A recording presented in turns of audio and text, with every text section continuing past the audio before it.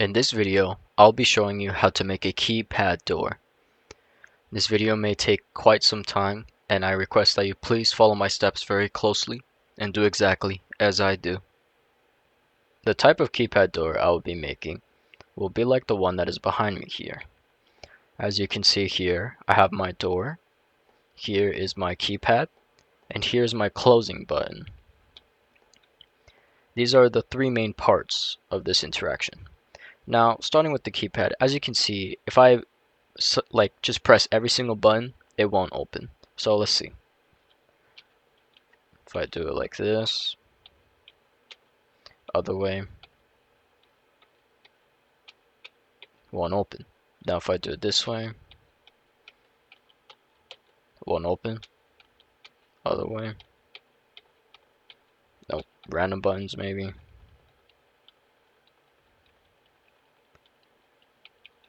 Nope. Still won't open. But however, if I do type in the correct code like this, the door will open. And I could just walk through, and this button should close it. Let's start with making the door first. So first, we're going to make our door. Your door can look however you want. I'm simply just using this block so it's more easy to understand. So what you're going to want to do is you want to have two receivers first, receiver 1 and receiver 2. And now depending on how many numbers you want to be pressed to open the door, like okay, let's say you want to have 4 numbers pressed. That means you would want to have 4 receiver 4s. But let's say that we want 3. We want 3 numbers to be pressed. So that means we need 3 receiver 4s. So here I'm going to copy this, name it receiver 4, and change it to red. All receiver 4s should be a different color from each other.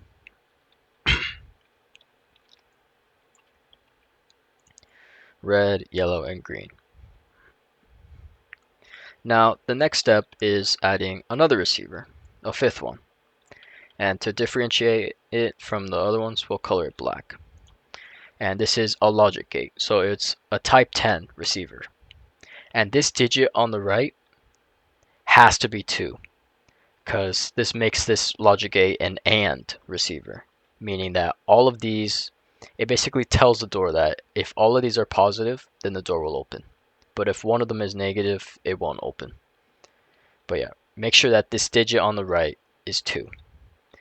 After you've done that, select it all and group it. And then wire. Now, you shouldn't be able to interact with it, and that is a good thing. So now the next step is just making the keypad. You can make your keypad look however you want, but I'll just make mine look pretty simple.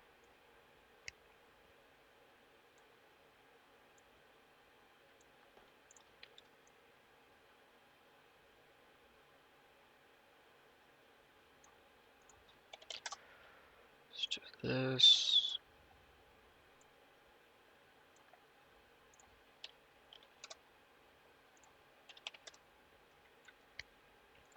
And then this part here will be our first button.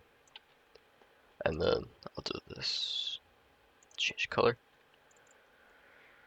Now, what we're going to do first is each button is going to be its own specific wire and interaction. So once you finish one button, all you have to do is just copy and paste it. So let's start with this button. Now, so let's say we want to make a correct button, which is a button that is required to open this door. Like it has to be one of the codes here. Like it has to be the correct button for red, yellow, or green. So yeah, first we're gonna add a receiver 1, and don't forget to change the speed to however much you want. I want mine to go fast, so I'll just change the digit on the right to a super small number. And then I recommend just copying this part, making it smaller, and then make this receiver 2. Now after you've done that, you need to copy another receiver part, and then name it receiver 3. And since you want it to be a correct button, make it one of the colors of these ones. Remember that each button should have its own specific color. Each receiver here should have its own button, is what I'm trying to say. So we want this red. And not only that, this is an important part, but since it's a correct button, we need to move this out, copy it, another receiver, and name this receiver 5. And not only that, but the digit on the right here, it has to be 6, because it will send a positive signal. Let's change this color back. And then after you've done that, select all these parts, group it, and then wire. Yep. Now after you've done that, this is a correct button. So what you're going to want to do is you want to surround the correct button with incorrect buttons, which are buttons that fail to open the door. So I recommend just copying it and then just moving it to the side. Now, since you want these to be the fake or incorrect buttons, so go to its receiver 5 and change the digit on the right to 5. It shouldn't be 6. This one too. Remember, correct buttons have 6 as a digit on the right for the receiver 5s, and incorrect buttons have a digit of 5 on the digit on the right. After you've done that, wire. Now, basically, all you have to do now is just copy this, move it up, and then now we need a correct button for yellow. So in this case, I don't want the middle button to be yellow, the correct button. So don't forget to change these colors to yellow. So let's say I want my correct button to be here. I will go to receiver 5 of this button, and I will change the digit on the right to 6. That will make this a correct button. Since I don't want it on this one, I'll just change this one back to 5.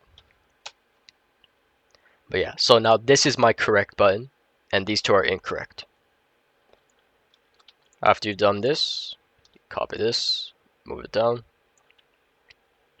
And now I just need a correct button and a few incorrect buttons for the green one. So yeah.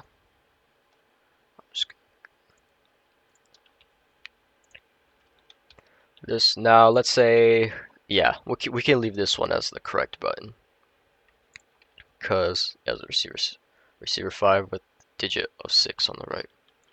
Now after you've done this, all you have to do is just wire it. And now if you interact with this, press the correct code, it should open. Let me turn off the line. But as you can see right now, you can't do anything to close it, which is why the next part we're going to do is basically create the close button. And now also, let's see. And this, if you interact with all these, if you collect them all, the door shouldn't open. Yep. Now, of course, to increase the security of the button or the keypad, I recommend mixing up the locations of the mixed buttons, the incorrect buttons, sorry. Like, I don't recommend them all being in the same line. But yeah, you should probably mix up the incorrect buttons. So it increases the chance of people who you don't want to come in to get the code wrong. But yeah, as you can see, if I just basically press all these, nothing will happen. But if I press the code, it will open. Okay, to make the closing button, what we basically have to do is we could just copy a button from the keypad, move it out here. Oops.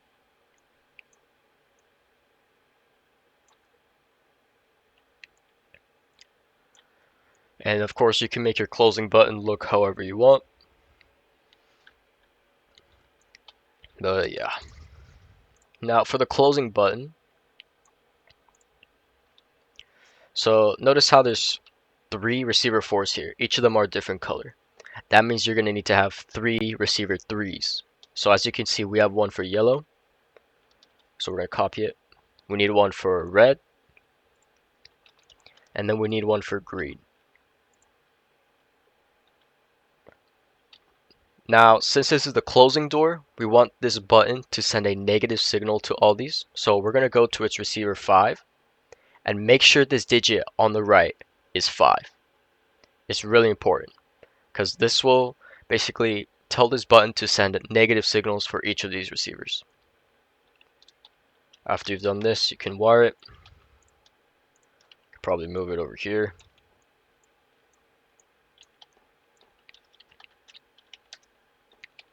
Now as you can see, if I type in the code, walk in, now I want to close it, it will close. Now if you want to open it from the inside, what you can do is basically just, all you have to do is pretty much just go to this receiver 5, and to make an opening button, just change the digit on the right to 6, and it'll send a positive signal. If I press this, it should open. Press this, it should close. I can still interact with it with the keypad. And yeah, that's pretty much it. If you want to remove these receivers, just set the transparencies for all of them to 0. And yeah, that's it.